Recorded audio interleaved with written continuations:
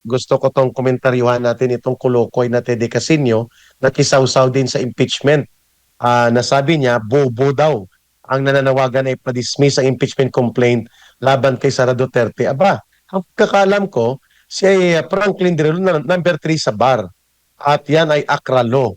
Bugadong hindi pulpol kagaya ni Cristina Conte.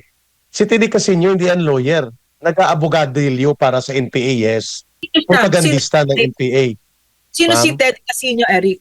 Pakita mo sa Ay, Pilipinas kung sino siya. si At Tede bakit Casino po, sinasabi niya? yeah, ay Steve CPP, NPA, NDF operative na takot sa lamok at limatik, takot po mamatay sa bala kaya sa urban operation nagpa-deploy.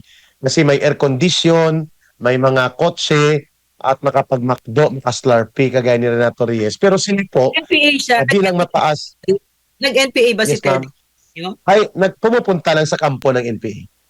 Ah,